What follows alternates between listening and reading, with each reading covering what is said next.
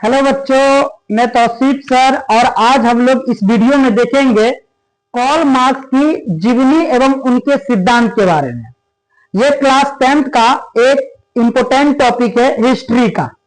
आपके एग्जाम में class 10th में 5 नंबर का एक क्वेश्चन आता है कि कार्ल मार्क्स की जीवनी और उनके सिद्धांतों का वर्णन करें। तो उसी पे आज हम लोग चर्चा करते हैं कि कार्ल मार्क्स की जीवनी और उनके सिद्धांत क्या थे। ठीक है, तो सबसे पहला हम लोग पढ़ेंगे कार्ल मार्क्स की जीवनी के बारे में कि कार्ल मार्क्स की जिंदगी जो है वो कैसे कैसे बीती है उसके बारे में। तो सबसे पहला पॉइंट यहां पर हम लोग का आ जाएगा कार्ल मार्क्स की जीवनी। कार्ल या कार्ल भी बोल सकते हैं, कार्ल मार्क्स की जीवनी, कार्ल मार्क्स की जीवनी। ठीक है, तो हम लोग यहां पे कार्ल मार्क्स के जिंदगी के बारे में देखते हैं, सारा चीज कैसे कैसे क्या हुआ। देखिए, सबसे पहला पॉइंट यहां पे ये है उसके जन्म के बारे में। देखिए, कार्ल मार्क्स का जो जन्म हुआ था, कार्ल मार्क्स का जन्म जो है वो आपका हुआ था 5 मई 1818 ईस्वी, 5 मई 1818 ईस्वी को कार्ल मार्क्स का जन्म कब हुआ था? कार्ल मार्क्स का जन्म 5 मई 1818 ईस्वी को हुआ था। और ये कहां हुआ था? जर्मनी। और जर्मनी में एक राज्य है जिसका नाम है राइन प्रांत। क्या नाम है? राइन प्रांत। प्रांत मतलब होता है राज्य, यानी राज्य का नाम क्या है? राइन। और उसके टियर नगर, कौन नगर? टियर नगर, टियर नगर, टियर नगर में आपका हुआ था एक यहूदी परिवार में। किस परिवार में? यहूदी परिवार में हुआ था, यहूदी परिवार में हुआ था। ठीक है, तो यहां से हमने क्या सीखा कि कार्ल मार्क्स का जो जन्म है, कार्ल मार्क्स का जन्म कब हुआ? 5 मई 1818 ईस्वी को। कहां हुआ? जर्मनी का। यानी कार्ल मार्क्स जो है वो किस देश के निवासी थे? जर्मनी के निवासी थे। तो यहाँ पे अगर आपसे क्वेश्चन पूछा जाए कि कार्ल मार्क्स का जन्म कहां हुआ, तो हम लोग क्या मारेंगे? जर्मनी में। कब हुआ? तो 5 मई 1818 ईस्वी को। और ये किस परिवार में जन्म लिए थे? ये यहूदी परिवार में जन्म लिए थे। ठीक है, उसके बाद उनके पिता का नाम, किनके पिता का नाम? कार्ल मार्क्स के पिता का नाम। किसके पिता का नाम? कार्ल मार्क्स के पिता का नाम था हेनरिक मार्क्स। क्या नाम था? हेनरिक मार्क्स था। कार्ल मार्क्स के पिता का नाम क्या था? हेनरिक मार्क्स था। कार्ल मार्क्स के पिता का नाम हेनरिक मार्क्स। और ये जो हेनरिक मार्क्स थे ये आपके क्या थे? प्रसिद्ध वकील थे, यानी फेमस एडवोकेट थे। फेमस एडवोकेट यानी प्रसिद्ध वकील थे। ठीक है, प्रसिद्ध वकील थे। प्रसिद्ध क्या थे? वकील थे। तो यहां पर हमने क्या सीखा? कार्ल मार्क्स के पिता का नाम क्या है? Heinrich marks. कार्ल मार्क्स के पिता का नाम हेनरिक मार्क्स, और वो क्या थे? एक प्रसिद्ध वकील थे। अब यहां पे जब कार्ल मार्क्स जन्म लिए थे तो वो एक यहूदी परिवार में जन्म लिए थे। किस परिवार में जन्म लिए थे? यहूदी परिवार में। लेकिन ये जो आपके हेनरिक मार्क्स है, उनके जन्म के बाद उन्होंने अपने धर्म को परिवर्तन कर लिया। मतलब कोई व्यक्ति अपने धर्म को परिवर्तन कर सकता है, कोई हिंदू से मुस्लिम बन सकता है, कोई मुसलमान से हिंदू बन सकता है, जैसे हमारे यहाँ। उसी तरीका से ये जो है कार्ल मार्क्स के पिता, ये यहूदी से, किससे?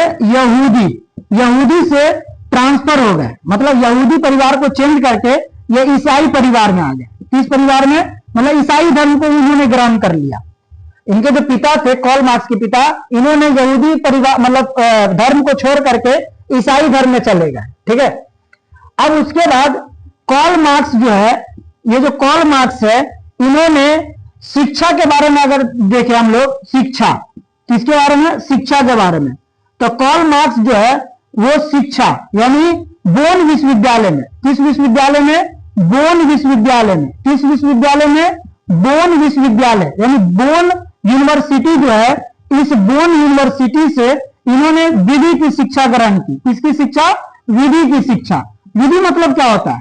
विधि मतलब होता है कानून, यानी कानून का जो पढ़ाई है। विधि मतलब क्या होता है? विधि मतलब होता है कानून। इन्होंने कानून की जो पढ़ाई पढ़ी है वो कहां से पढ़ा है? बोन विश्वविद्यालय से।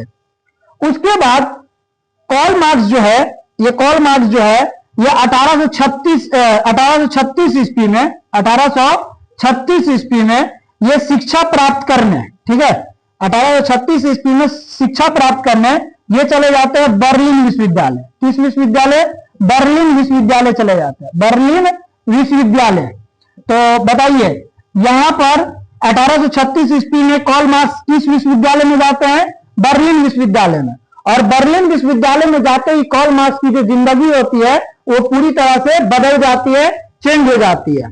आपके ये जो कार्ल मार्क्स जी हैं, ठीक है, ये कार्ल मार्क्स जो है ये हेगेल के विचारों से प्रभावित थे, यानी जो हेगेल का विचार था उसके विचारों से कार्ल मार्क्स प्रभावित थे। तो आपके एग्जाम में एक क्वेश्चन पूछा जाता है कि कार्ल मार्क्स किसके विचारों से प्रभावित थे? तो कार्ल मार्क्स जो है ये हेगेल के विचारों से प्रभावित थे। कार्ल मार्क्स जो है ये कार्ल मार्क्स जो है कार्ल मार्क्स किसके विचारों से प्रभावित थे?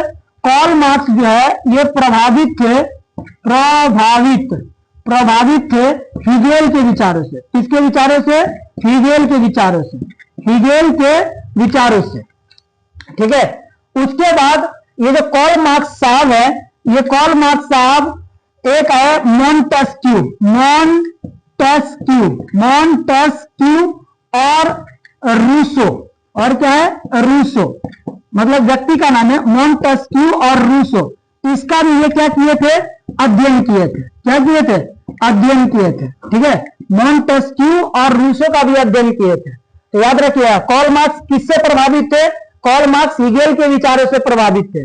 और कार्ल मार्क्स ने किसका अध्ययन किया था? मॉन्टेस्क्यू और रूसो का अध्ययन किया था। किसका अध्ययन किया था? मॉन्टेस्क्यू और रूसो का अध्ययन किया था। उसके बाद कार्ल मार्क्स 1843 ईस्वी में, कितना ईस्वी में? कार्ल मार्क्स जो है वो 1843 ईस्वी में इसकी एक बचपन की मित्र रहती है। जैसे लेडीज में है तो इसको मित्राइन बोल सकते हैं। क्या बोल सकते हैं? मित्राइन। इसकी मित्राइन थी जिसका नाम था जेनी। क्या नाम था? जेनी नाम था, ठीक है। तो 1843 ईस्वी में कार्ल मार्क्स की मित्राइन कौन थी? जेनी थी, बचपन की मित्र थी जेनी। उससे ये विवाह कर लेता है। क्या कर लेता है? विवाह। कार्ल मार्क्स जी जो है उससे ये क्या कर लेते हैं? विवाह कर लेते हैं। तो इस हिसाब से कार्ल मार्क्स की पत्नी का नाम क्या हो गया? कार्ल मार्क्स की पत्नी का नाम हो गया जेनी। आपके एग्जाम में ये क्वेश्चन अक्सर पूछा जाता है कि कार्ल मार्क्स की पत्नी का नाम क्या था? तो आप लोग जेनी देख के मानना, क्योंकि ऑप्शन में जानू भी रहता है, तो जानू नहीं मार दीजिएगा, ठीक है। क्या मानना है? जेनी मानना है, ठीक। उसके बाद कार्ल मार्क्स की मुलाकात 1844 ईस्वी में, कार्ल मार्क्स की मुलाकात जो है 1844 ईस्वी में, कार्ल मार्क्स की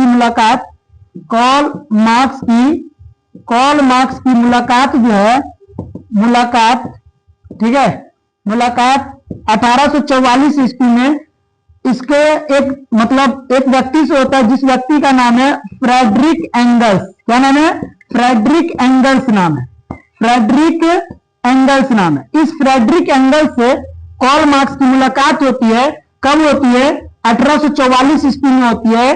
कहां होती है? तो बोला जाएगा पेरिस में। कहां होती है? पेरिस में होती है। कहां होती है? पेरिस में।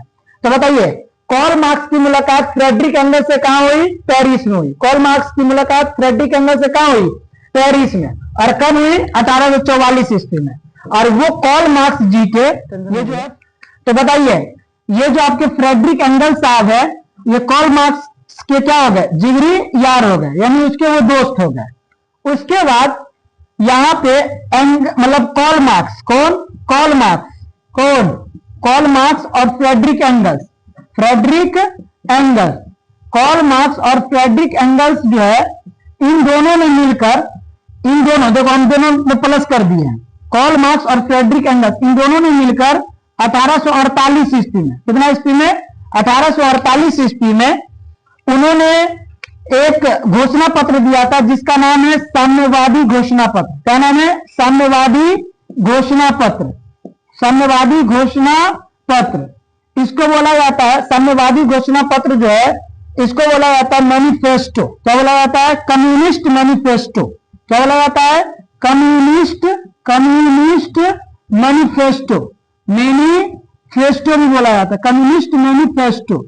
तो याद रखिएगा कम्युनिस्ट मैनिफेस्टो किसने लिखा? तो कार्ल मार्क्स और फ्रेडरिक एंगल्स इन दोनों ने मिलकर लिखा। कब लिखा? 1848 ईस्वी में। और इस कम्युनिस्ट मैनिफेस्टो को आधुनिक समाजवाद का जनक कहा जाता है। क्या बोला जाता है? आधुनिक समाजवाद का जनक कहा जाता है। समाजवाद का जनक कहा जाता है। आधुनिक समाजवाद का जनक, आधुनिक समाजवाद का क्या बोला जाता है?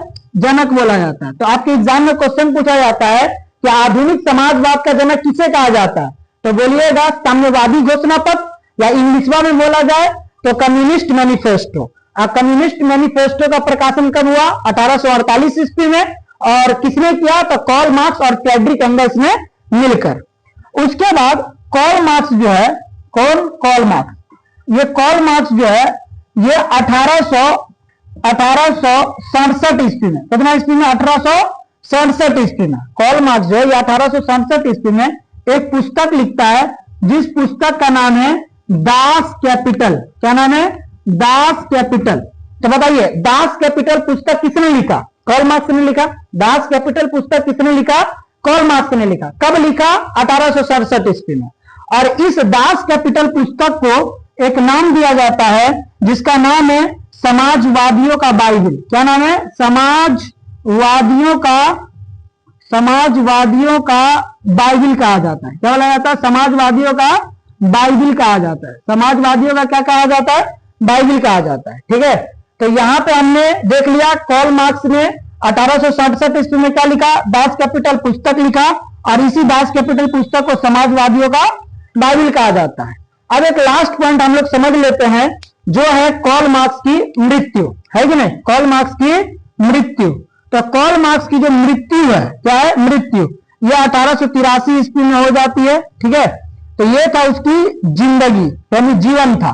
तो हमने देख लिया, और यहां से बहुत सारे आपके ऑब्जेक्टिव क्वेश्चन बनते हैं, और इसको आप लैंग्वेज में भी लिख सकते हैं। अब उसके हम सिद्धांतों को देख लेते हैं, उनके हम क्या देख लेते हैं? सिद्धांतों को। ठीक है, अब हम लोग देख लेते हैं कार्ल मार्क्स के सिद्धांत को। इसको देख लेते हैं, कार्ल मार्क्स के सिद्धांत को। इसमें सबसे पहला सिद्धांत है द्वंद्वात्मक भौतिकवाद का सिद्धांत। ठीक है, दूसरा सिद्धांत है वर्ग संघर्ष का सिद्धांत। तीसरा सिद्धांत है इतिहास की भौतिकवादी व्याख्या। चौथा सिद्धांत है मूल्य एवं अतिरिक्त मूल्य का सिद्धांत। और पांचवा सिद्धांत है राज्यहीन व वर्गहीन समाज की स्थापना। तो यहां पे हमने आपको बताया कार्ल मार्क्स की जीवनी और उनके सिद्धांत के बारे में। ठीक है, अगर आपको वीडियो अच्छी लगी हो तो हमारे चैनल को सब्सक्राइब करें। ठीक है, वीडियो को लाइक एवं शेयर करें। ठीक, थैंक यू।